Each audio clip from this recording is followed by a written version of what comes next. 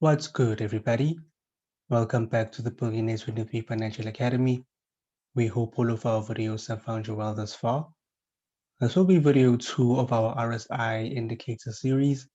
In video 1, we outlined or explained what the RSI is and what it means or how it relates to the market or how it relates to price action. In video 2, we will show you how best to use it in terms of entry reasons and potential trades. So I'm going to start with a few examples, um, just randomly. Let's see. Okay, I think we'll carry on where we left off in video 1 with this example here. So it's okay, price was above, okay, not price, the indicator was above 70 here. It was at 75.3247, and then up here would have been 83. So I'm going to focus on that around this area, which is 83, which is around here. So let's see. Let's say, okay, price is around 80. We look for some sort of reversal pattern. So in this case, there really isn't any. So we look for one, we look for maybe there's resistance here. Maybe the reason price rejected this area or this level is because there's resistance in the past, in conjunction with the RSI being overbought. So that's potential entry reason 1.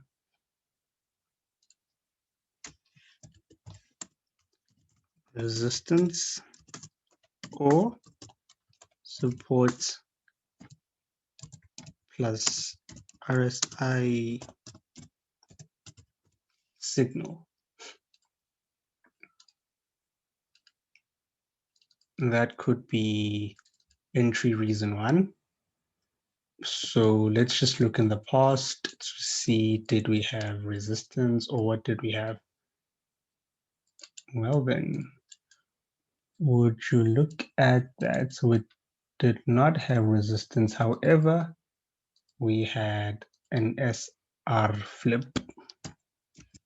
Pretty sure you remember that from the support and resistance video series.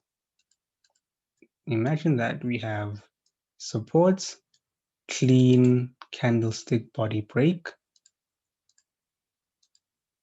right here. Support, clean candlestick body break.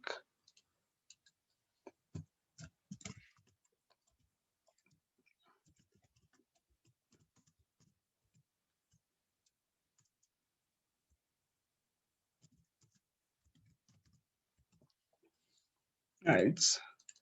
We have support, clean candlestick body break. Did price retest this level? No. They went only to retest it as resistance or flip in conjunction with the, wait, hold up, what's going on here?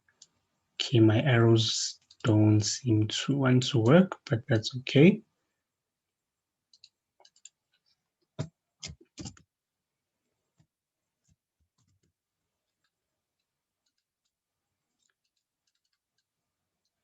So we have an SR flip as an entry reason in conjunction with the RSI being above 70 or being overbought. That would be an example of how you could use it to your advantage or to better apply it rather than just, rather than just relying on the indicator by itself. So I guess this would be entry reason 2.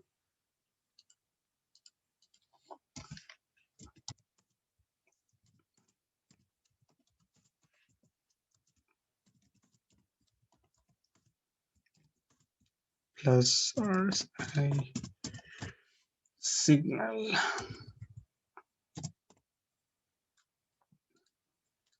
That's what we had in this instance.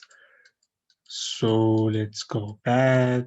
All right, the next area we'll focus on, let's make it here. All right, so this section in conjunction with the RSI being here, what is this level? Let's just see, it's 20, around 22. All right, so I think entry reason one was support and resistance, right? And I guess you could identify this area as support.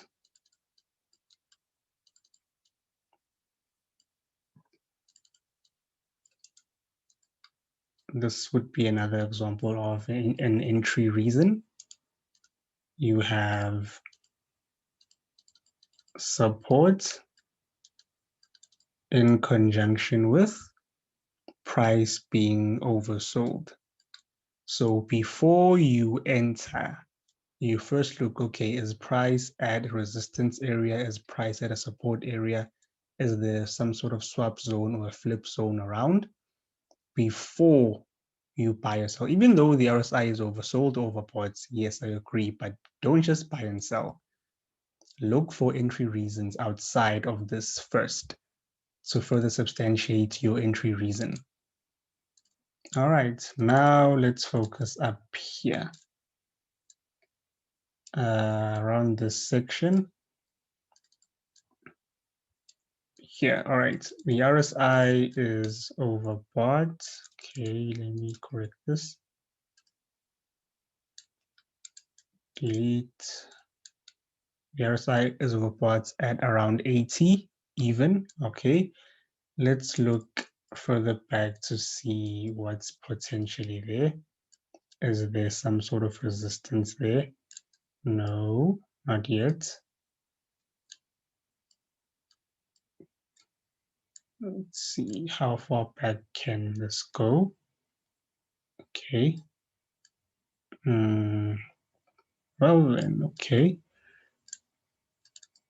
Took a while, but there is some sort of resistance at this area. I wouldn't count this as resistance. I'll just do this so it's a bit more visible. All the way here, there is resistance. So even though it's a bit hard to see, it's still an entry reason rather than just relying on the RSI only. This is resistance. We had touch 1, touch 2, touch 3, and all the way in the future, touch 4, 5, 6, 7, 8, 9, 10. You get the idea.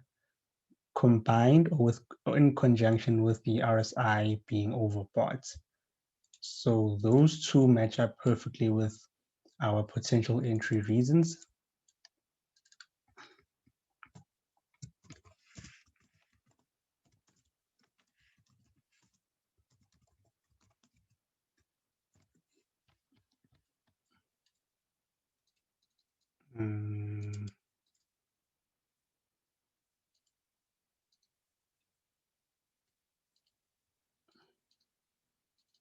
So we have resistance or support plus the RSI signal, and SR flip or RS flip plus the RSI signal. We've seen that already.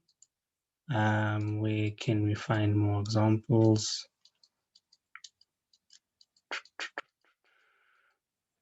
Let me rather open a new chart. Indicators, oscillators, relative strength. All right, let's look at a new chart. We have another potential oversold, not oversold, overbought area around here, which matches up with this section. So let's see what was here or what is there. Let's just place a line there to see what was there previously. Would this count as resistance? Nah, I wouldn't regard it as resistance, but I guess it would be an entry reason since nothing in the market is perfect. Yeah, I guess it would count as resistance. and the RSI was above 70, it was around 84. So I guess this would count as an entry reason. We have another potential example down here in this area.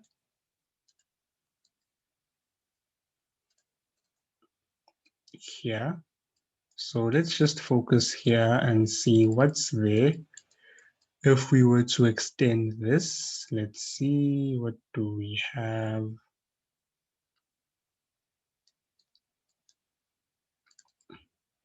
Would I regard this as support? No, not on this time frame. Maybe dropping down to a lower time frame, we can have something.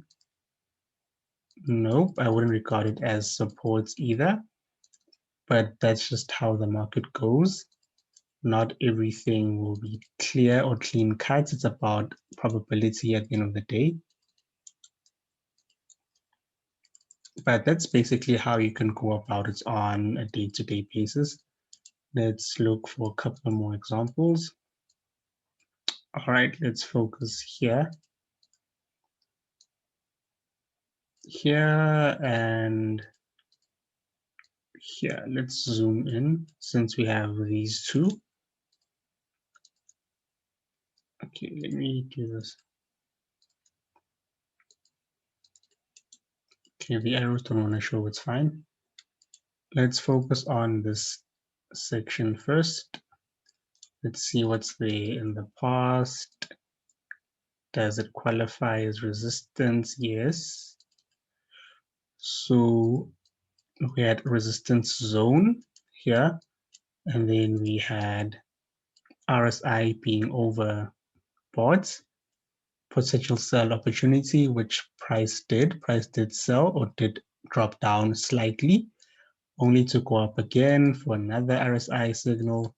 What's there in the past? Let's extend this and see what's there in the past. Is there resistance? Yeah, there's clear resistance right here, coinciding with the RSI being overbought. So this is basically how you can use it on a day-to-day basis. Hopefully it enhances the way you trade, or it gives a new dimension to your trading.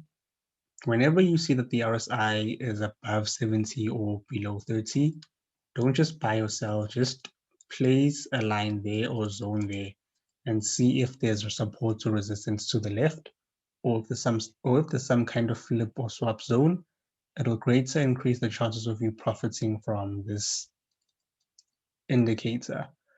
Now, in the upcoming videos, we will focus on, I think the next video will be on moving averages. And I think you can also combine the two, but we'll just focus on one indicator per video. And then maybe towards the latter end of the series, we'll show you how to potentially gel everything together. So please leave a like on the video if you found this to be informative. Subscribe if you're new. It's been Mr. B23 signing out.